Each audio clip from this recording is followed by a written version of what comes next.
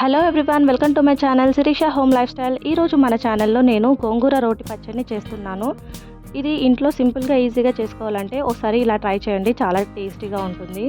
ముందుగా గోంగూర ఆకుల్ని చక్కగా కట్ చేసుకొని వాష్ చేసి వడకట్టుకొని రెడీగా పెట్టుకోవాలి. ఇప్పుడు స్టవ్ ఆన్ చేసి ఒక కడాయి పెట్టుకొని దాంట్లో కొన్ని ఎండుమిరపకాయలు వేసి లో ఫ్లేమ్లో ఫ్రై చేసుకోవాలి. ఒక టీ స్పూన్ ఆయిల్ కూడా వేసుకొని లో ఫ్లేమ్లో ఫ్రై చేసుకోవాలి. ఇలా ఎండుమిరపకాయలు వేయడం వల్ల గోంగూర రోటి పచ్చడి చాలా కమ్మగా ఉంటుంది.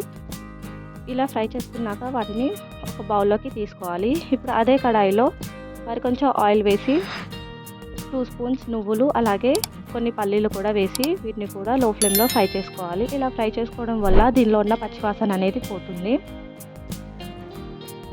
ఇలా రోటి పచ్చడిలో నువ్వులు పల్లీలు వేస్తే చాలా టేస్టీగా ఉంటుంది, తప్పకుండా వేసుకోవాలి.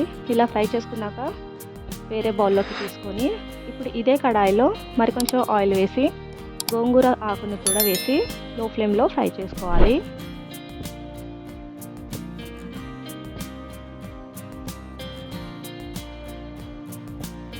ఇలా మొత్తం అంతా కలుపుకొని లో ఫ్లేమ్లో ఫ్రై చేసుకోవాలి. మూత పెట్టి కాసేపు మగ్గనివ్వాలి.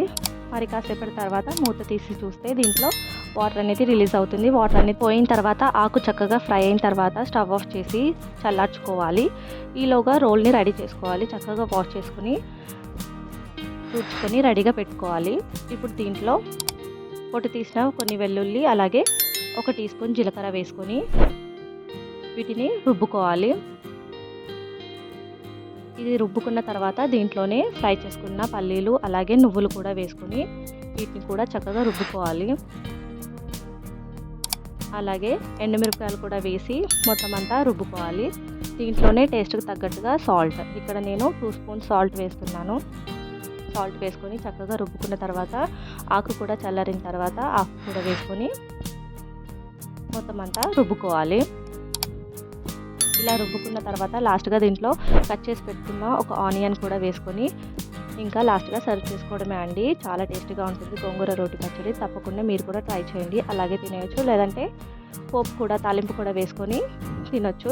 వేడివేడి అన్నంలోకి చాలా బాగుంటుంది. ఈ వీడియో నచ్చితే తప్పకుండా లైక్ చేయండి, కామెంట్ చేయండి, షేర్ చేయండి. కొత్తగా చూస్తున్న వాళ్ళు మన ఛానల్ని సబ్స్క్రైబ్ చేసుకోండి. Thank you for watching.